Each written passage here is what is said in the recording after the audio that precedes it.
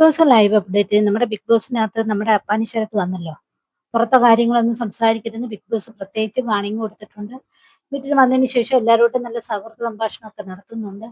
അതിനുശേഷം അക്ബറുമായിട്ട് നമ്മുടെ ബെഡ്റൂമിൽ പുള്ളിക്കാരൻ അപ്പാനി ശരത്തും അക്ബറും ഒറ്റയ്ക്ക് സംസാരിക്കുന്നുണ്ട്. നിവിനും ഉണ്ട് കൂടെ. അക്ബർ കുറേ കരയുന്നുണ്ട്. അക്ബർ പറയുന്നു, നീ പോയതിനു ശേഷം ഞാൻ ഒറ്റപ്പെട്ടു പോയി. ആരും എന്നോട് മിണ്ടാനില്ലായിരുന്നു. അപ്പൊ നീ എൻ്റെ കൂടെ ഉണ്ടായിരുന്നെങ്കിൽ ഞാൻ ഇന്ന് ആഗ്രഹിച്ചു പോയിരുന്നു എന്ന് പറയുന്നുണ്ട്. പനിശരത്ത് പറയുന്നുണ്ട്, എന്നെ പുറത്ത് കൊണ്ടുപോയതിന് ശേഷം ഞാൻ അവിടെ കെഞ്ചി പറഞ്ഞ് എനിക്ക് അക്ബറിനോട് ഇന്ന് ഹഗ് ചെയ്യാനുള്ള അനുമതി തരണമെന്ന്. പക്ഷെ അവിടെ സമ്മതിച്ചില്ല. പുറത്തു പോയത് തന്നെയാണ് എന്ന് പറഞ്ഞ് അതൊക്കെ പറയുന്നുണ്ട്. പിന്നെ പുറത്തെ കാര്യങ്ങൾ സംസാരിക്കുന്ന ഉണ്ടോ എന്ന് ചോദിച്ചാൽ സംസാരിക്കുന്നില്ല. എന്നാലും ഒരു കാര്യം പറയുന്നുണ്ട്, ഓരോ നോമിനേഷനിലും അക്ബർ വരുമ്പോൾ എനിക്ക് ടെൻഷൻ ആയിരുന്നു.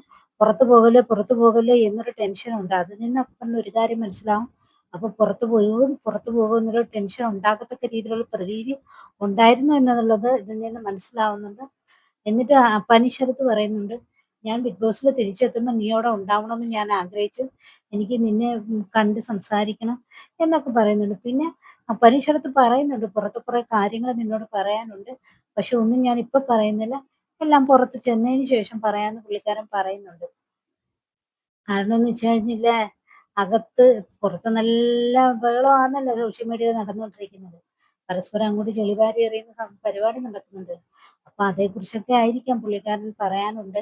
അതൊക്കെ ഇനി അകത്ത് പുറത്ത് വന്നതിന് ശേഷം പറയാമെന്ന് പറയുന്നത്.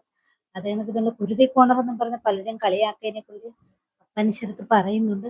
ആ സംഭവം ഓരോരുത്തർ പറയുമ്പോഴും എനിക്ക് തോന്നിയിരുന്നു ഞാൻ ഉണ്ടായിരുന്നെങ്കിൽ എന്ന്.